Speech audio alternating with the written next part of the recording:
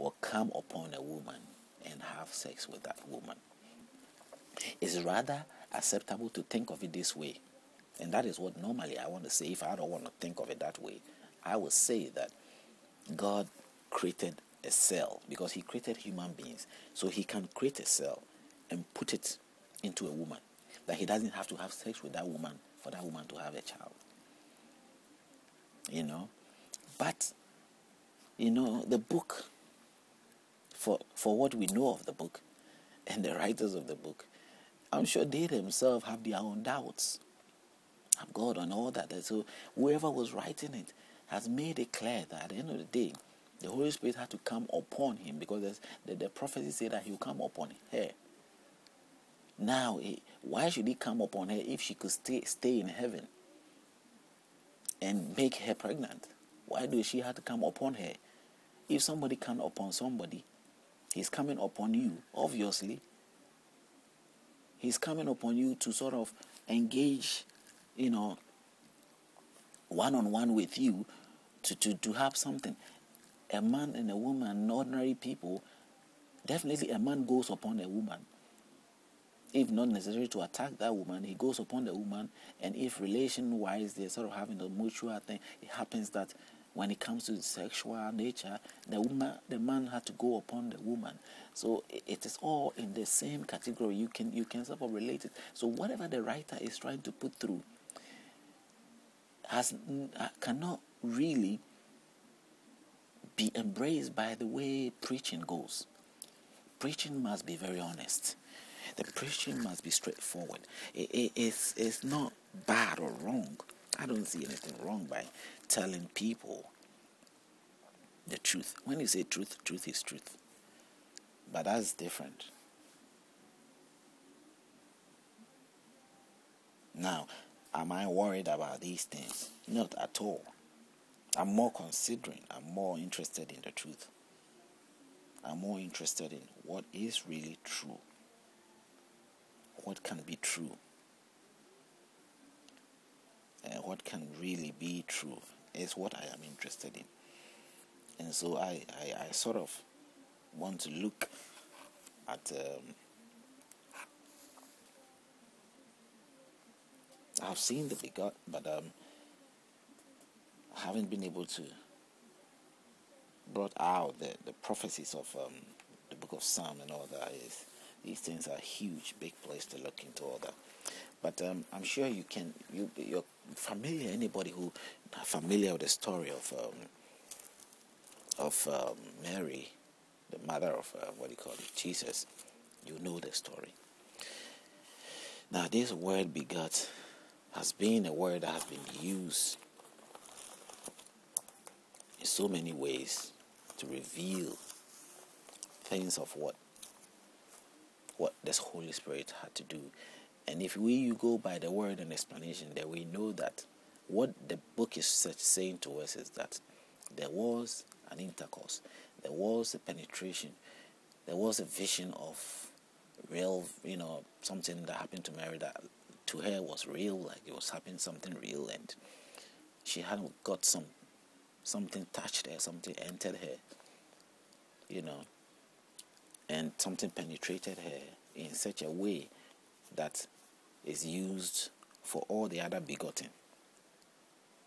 Isaac or Abraham and wife Sarah, which were, however, he did with Sarah to begot Isaac, the same manner that is related here in the terms of Mary too. So the writer of the book suggests that. I didn't suggest it. It's the book. As they use the words, that sort of bring the interpretation to that sense. I don't have to twist it and change it and make it look nice. It's not my place to do that. God is capable of making things better for himself. And I have to give God a chance to be God. I have to give God the respect that he deserved. I don't need to take things up my own way and do things my own way. If I do that, it's against what the Bible teaches. And that's what people haven't realized yet.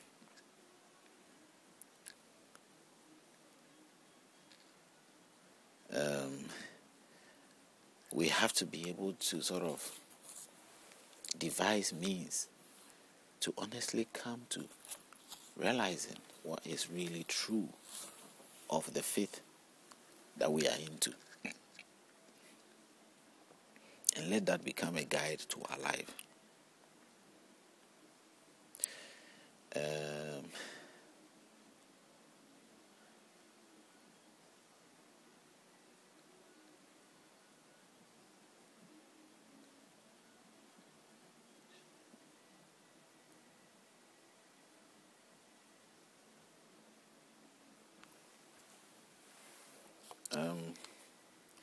In John chapter 4, verse 22 to 24, the suggestion from what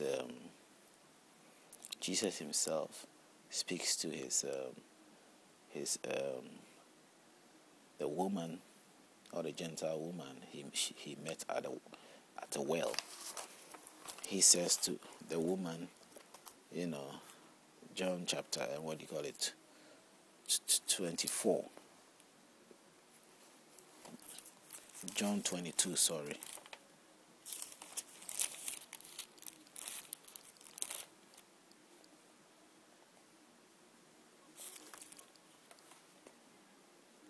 John 22.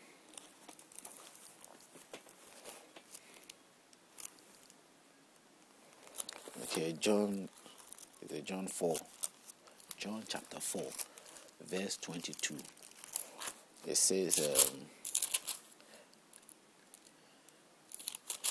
here, when he met a woman at a well, then he says to her, "You worship what you do not know." This is John chapter 4, verse 22. "You worship what you do not know. We know what we worship, for salvation is of the Jews." Salvation is of the Jews. That is where salvation will come from. The honest truth about life or everything, the storylines, talking about the Bible, the Torah. But this hour is coming, and now is when the true worshippers will worship the Father in spirit and truth, for the Father is seeking such to worship him.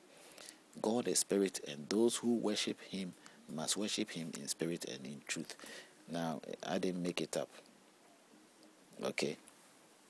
It's written here that somehow honest truth is something that God seeks. The Jehovah God seeks. So it shouldn't be looked in a different way.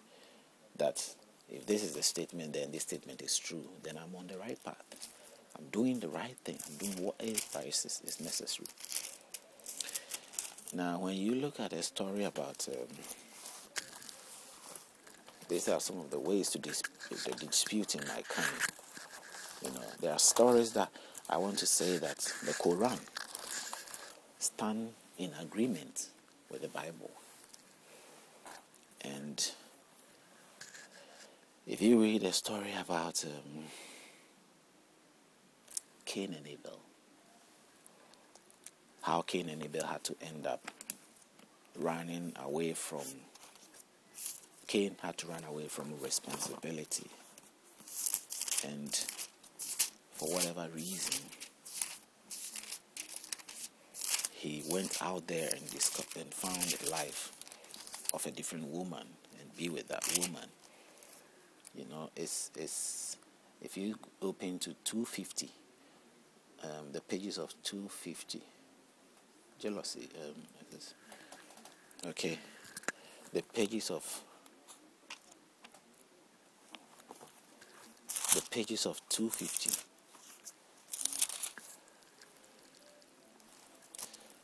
That's the Surah 5. Surah 5. Surah V. The pages of 250 from 30. Okay, from 10. Is it 26? Yeah. I think from the pages of 30 to 46.